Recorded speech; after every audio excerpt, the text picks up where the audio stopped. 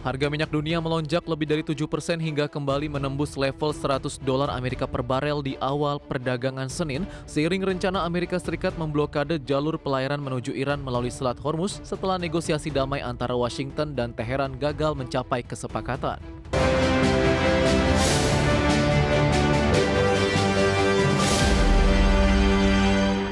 Keinformasi komoditas, harga minyak melonjak dan kembali diperdagangkan di atas $100 Amerika per barel.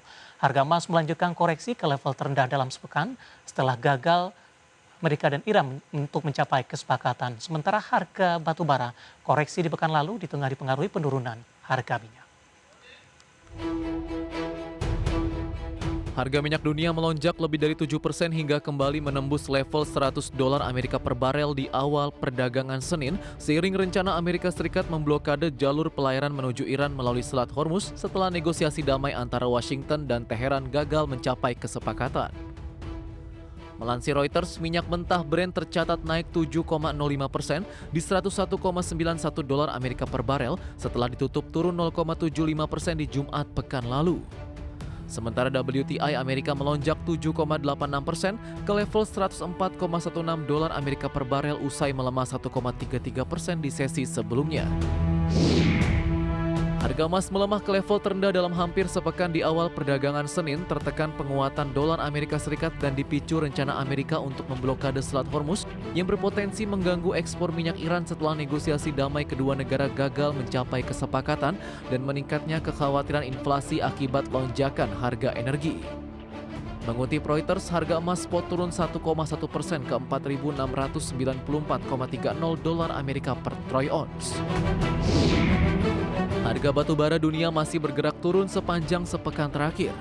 Berdasarkan data definitif, di Jumat 10 April 2026, harga batu bara global di ICE Newcastle mengalami penurunan ditutup di $134,90 Amerika per ton, turun 0,44%. Harga batu bara melemah di tengah sentimen penurunan harga minyak dunia, meskipun secara tren tahunan harga masih lebih tinggi 42,22% dibanding tahun sebelumnya. Sementara dari domestik, pemerintah melakukan pemotongan produksi di 2026 untuk menstabilkan harga. Berbagai sumber IDX Channel.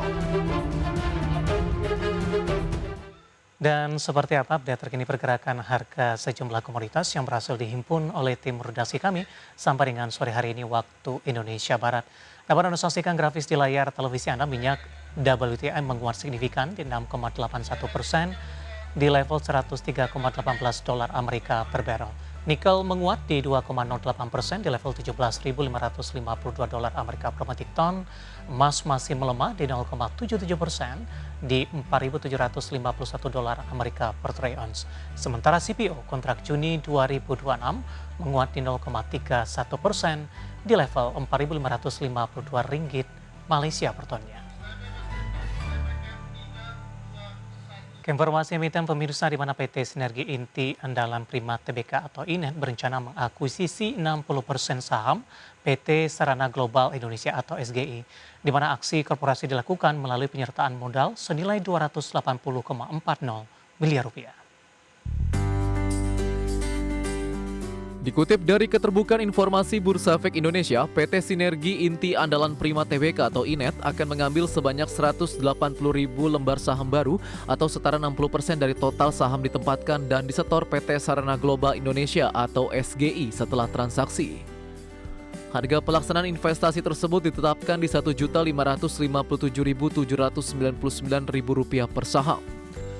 Direktur PT Sinergi Inti Andalan Prima Tbk atau INET, Willy Unsulangi mengatakan, langkah tersebut merupakan bagian dari strategi perseroan untuk memperkuat kapabilitas bisnis secara terintegrasi, khususnya di sektor infrastruktur telekomunikasi.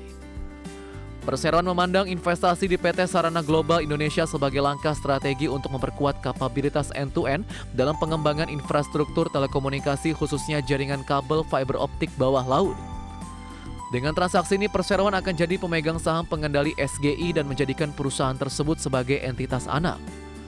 Manajemen menilai kepemilikan SGI akan memberikan nilai tambah operasional, terutama dengan adanya aset berupa 2 kapal khusus penanaman kabel, sehingga mempercepat pembangunan jaringan, meningkatkan efisiensi biaya proyek, serta menjaga kualitas dan ketepatan waktu pengerjaan.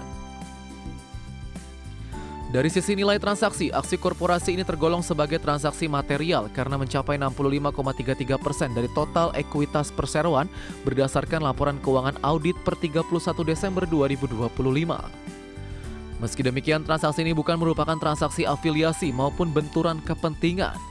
Sejalan dengan ketentuan yang berlaku, perseroan akan meminta persetujuan pemegang saham melalui rapat umum pemegang saham yang dijadwalkan di 19 Mei 2026.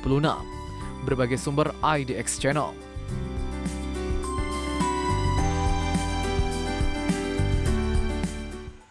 Dan secara teknikal, pergerakan saham Indef di sepanjang perdagangan hari ini lebih dominan bergerak di zona hijau, pemirsa, seiring juga dengan penguatan indeks harga saham gabungan.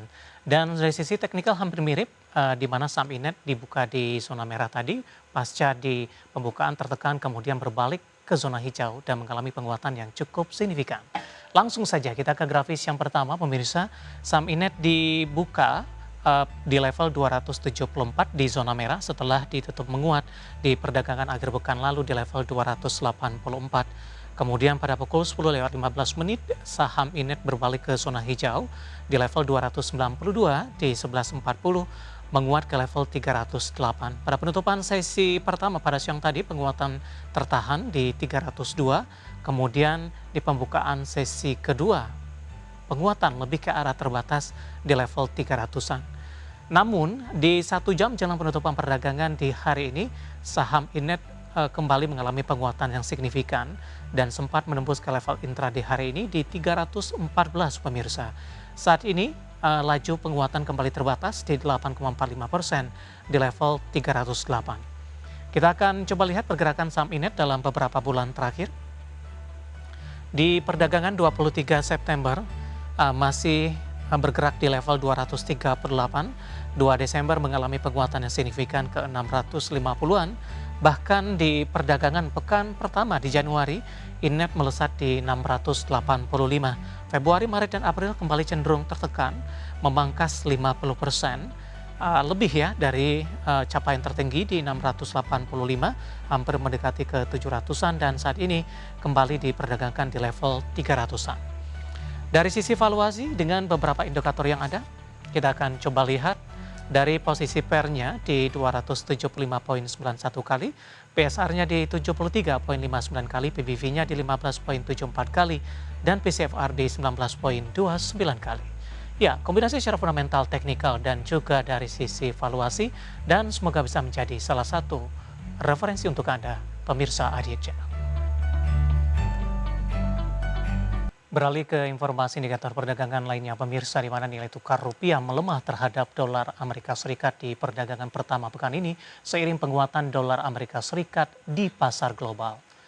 Dikutip dari data RTI hingga Senin siang tadi, rupiah melemah di 0,15% di 17.110 per dolar Amerika. Di mana sebelumnya rupiah dibuka melemah tipis di 0,09% di 17.100 per dolar Amerika dan intraday sempat melemah ke 17.128 per dolar Amerika. Sementara indeks dolar Amerika di Senin pagi tadi menguat di 0,37% di 99,010.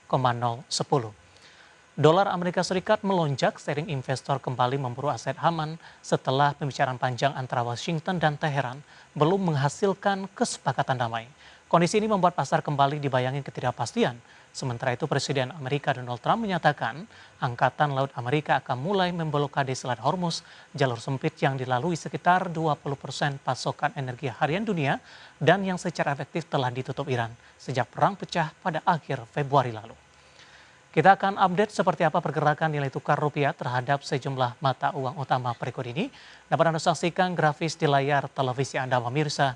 Pergerakan nilai tukar rupiah terhadap dolar Amerika Serikat di 17.116 rupiah, kemudian terhadap euro di 20.023 rupiah, pound sterling di level 22.970 rupiah, kemudian terhadap yen Jepang di 107,24 rupiah.